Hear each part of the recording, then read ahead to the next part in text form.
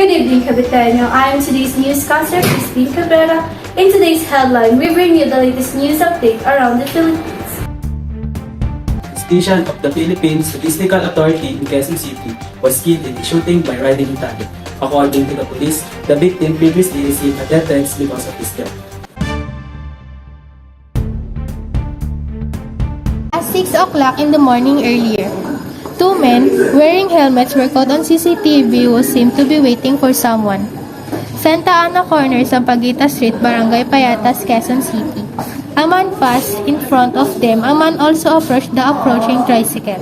Suddenly, he pulled a gun off the suspect and pointed at the tricycle with two men and two women on board. Gunshot rang out one after the other.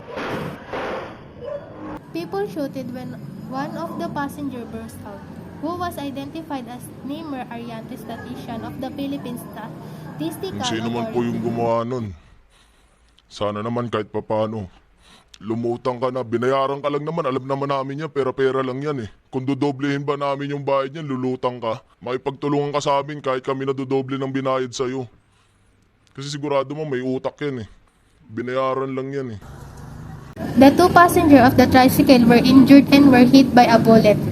They were immediately rushed to the hospital. In the CCTV videos collected by the Payatas police, the route taken by the two suspects was seen in the initial information that the police obtained before the Ariante had received death threats.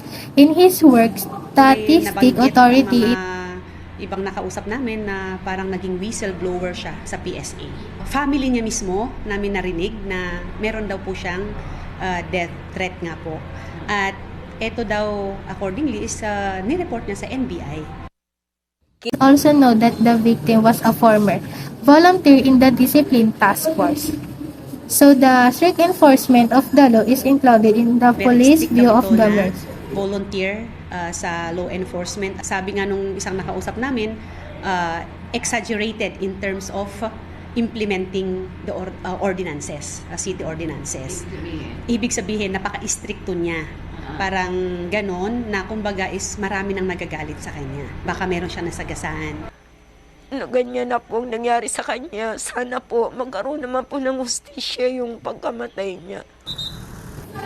Follow-up operation continues to determine the identity of the suspect.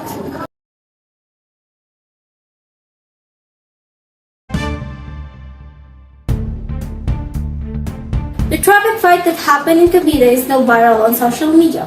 According to the person who uploaded the video, the driver of the car that he was following got angry when he honked his horn when he tried to overtake. The police are now looking for the man. The LTO already asked the owner of the vehicle to explain.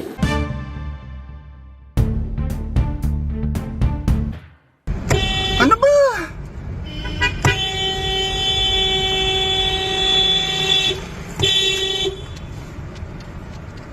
Oo. Sir. May bata kami kasama. Sir, may bata kami, oh. O kaya nga may bata ka. May gitna. Pero teka lang. Oh, sige sir. Sige po, sige po. Gigilid. Despite Karen Bashan's plea, this man still did not stop confronting him. Scam kami. Oh, may May dashcam din ako. Anong pakailan mo? Ay, sige. Ang sige. May bata kaming kasama, Sisingit kuya. ka. No, sir. Nasa gitna. Sisingit ka. Ba't mo ako bubusinahan? Sir, nasa gitna. Gumala sa gitna ka. Bashan and the group arrived at the intersection on the side of Advin Coller Road in Barangay Navarro, General Trias, Cavite. This Saturday, the man was very angry because Bashan honked his horn at him. Later, the man discussed the fact that he took the video. Puro ka pa ganyan. Whoa! Yan ang Ah, yan ang cellphone. sige sir. Sir, anong... Ako, suggestion ko lang sa'yo. Sige Huwag po. kang ganon. Sige po, Kung salamat. sisingit ka, sumingit ka. Sige Huwag po. mo akong anuin. Oh, sir. Tama na. The man became even more angry when asked him if he was drunk. On mo ka. O yan. Cellphone mo. Wow. Anong... Oh, thank you. Wait lang. Thank Sisingit ka, sumingit ka. Ano yan? Ano yan? Inaano mo? Oh! Baby. Mo asawa ko yan. Asawa ko yan. Asawa ko yan. Pakailan ko. So, sisingit ka. Anong village mo? Ka pala eh. Anong village mo? Sisingit ka. Huwag kang pumusina. The man's disappearance ended when the roving guard arrived of the subdivision. And here they spontaneously returned to the car. According to Jared, before the incident, he had seen the car being swerved a few times, so he had overtaken it. Hindi naman po lagi. Nag-swerve siya pa kanan, tapos mabalik ulit. Tapos mga pangatlong beses, doon na ako nag-decide na mag-overtake na. Tapos, nung malapit na ako sa kanya, kita doon sa dashcam na kumain na siya doon sa linya ko. Tapos malapit na kasi siya sa gilid ko eh. Babangga na siya sa akin. Kaya napilitan na akong bumusina sa kanya. Yung pala, parang na-trigger yung nagalit siya sa akin doon sa... Tapos, nag-overtake na siya sa akin. Kinat niya na ako. And then, hindi niya na ako pinapaabante, binablock niya na ako. Dagdag ni Bation, kinontrol niya ang galit para na rin sa kanyang mag-ina. Once na sinabayan mo kasi sir yung galit niya, baka mas lalo pa siyang magalit na magwala. Eh, nasa likod ko yung baby. So, if ever na dun din side siya, banda, puro kasi lalaki. So, possible na magkaroon ng physical na ano. So, control lang muna. Control lang galit. Bashan added he controlled his anger for the sake of his wife and his child. Bashan wants the man's license to be removed because he said it is dangerous if he can mix with other motorists. A Shoko's order has also been issued by the LTO, who's the person who named after the vehicle. Magpunta rin po siya ng station at malaman din po natin yung side niya kung bakit nangyari yung ganong road rage. So pagka naisampa po yung kaso at nalabasan po siya ng warrant, automatic po, arrestuin po siya ng ating mga kapulisan. Our Assistant Secretary took it upon himself na kahit walang complaint, motu proprio, mag-iimbestiga na kami para ma-identify yung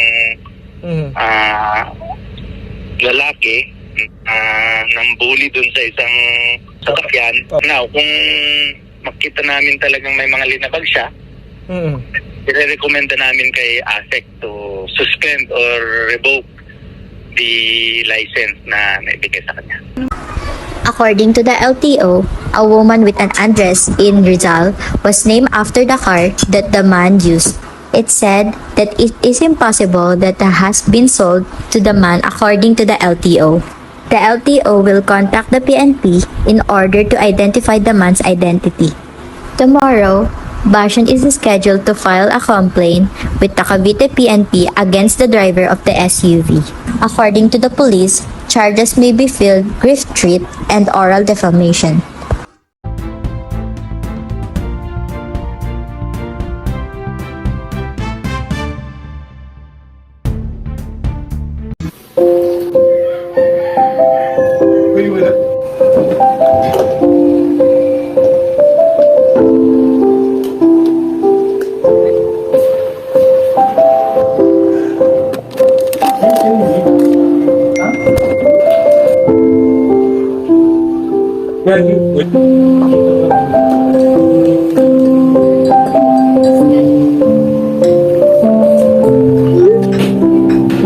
Latest white caramel ang may sweet linamnam.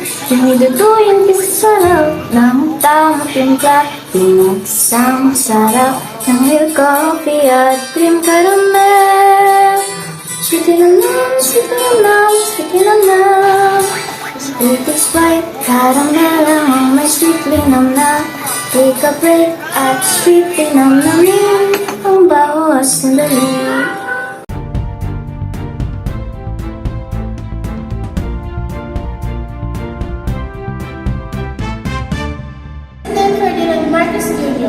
Assured the public that the government will not stop chasing rice hoarders and smugglers.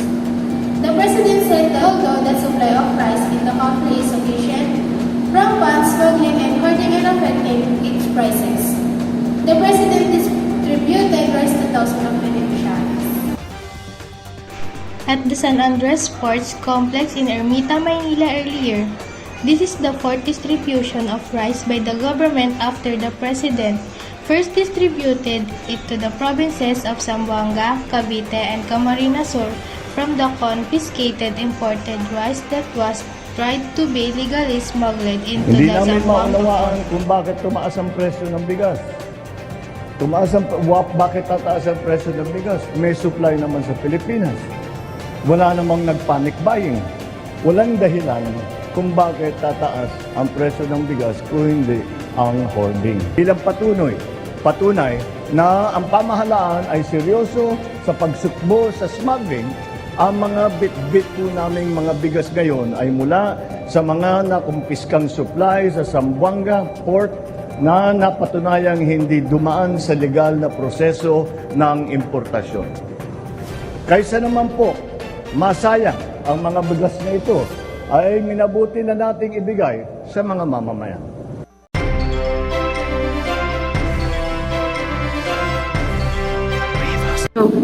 There is a low-pressure area being monitored outside the Philippines at a distance of 1,515 kilometers east of extreme northern Luzon. It will enter the PAR tomorrow, but it is not expected to become effective.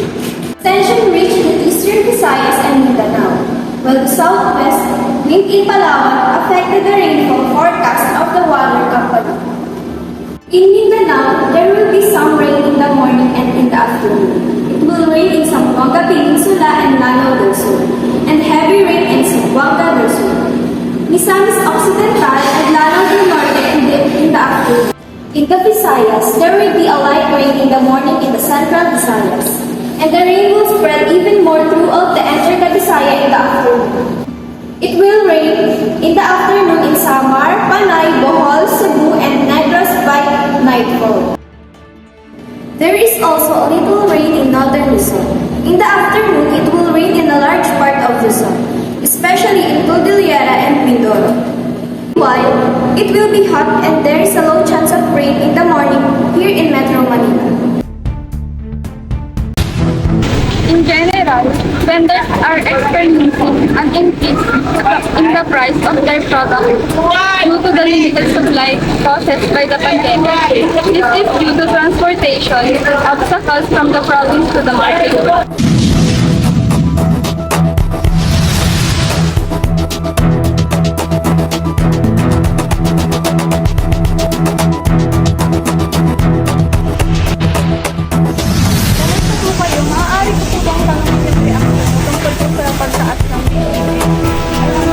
Mahirap paliwanag sa customer. Bakit tayo sila gawa dyan? Kasali sila doon sa hindi lahat. Hindi lahat ba ba?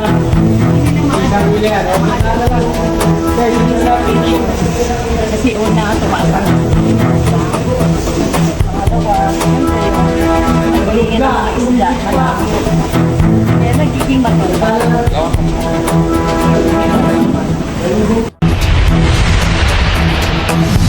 Maaari po ba namin hingin yung opinion mo about po sa pagtaas ng gasolina bilang isang driver?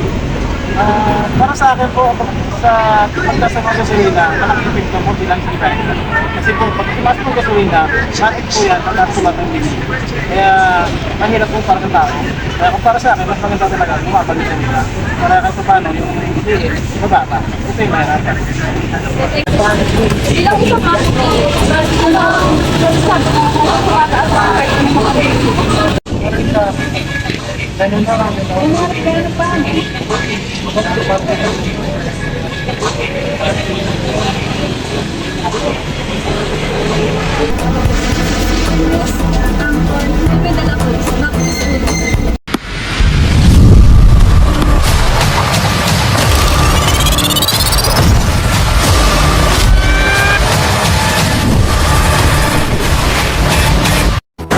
Good luck to the Philippines in the Asian Games in China. The Filipinos defeated Bahrain in their first loss in the group stage 89-61. Others for the Philippines were CJ Perez and Ange Guame, who both scored 15 points, while Justin Brownlee scored 14 points. In tennis, the Filipino sculptor Alex Ayala is in the quarterfinals. He defeated the opponent from India with a straight set with a score of 76-16.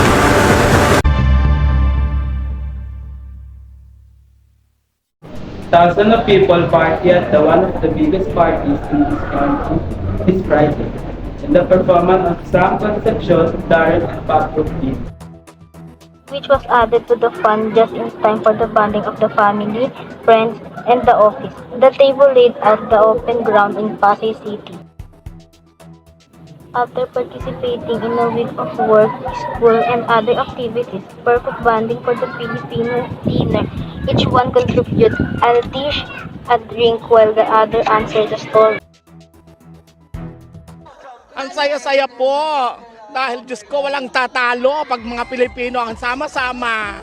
Kakaibang banding. Siyempre, pagsasalo-salo ng Filipino families talaga, such a tradition na para sa atin. More than 3,000 participate in one of the biggest salo-salo in the country led by the beverage company. Nakahiligan kasi ng mga Pilipino yung kumain, so kahit nasa ibang lugar, nagawa nila magpunta dito para makisali dito. Para po ma-experience yung saya. The night was really memorable, especially the ultimate performance by Darren, Sam Concepcion, and the K-pop group Bini. Aliza Migalakan, FEPC News. Strive to bring you the most accurate and up-to-date information about the issue that matters to you. I am Christine Cabrera. and I'm Justin De Jesus, and we'll see you again tomorrow for more news and updates.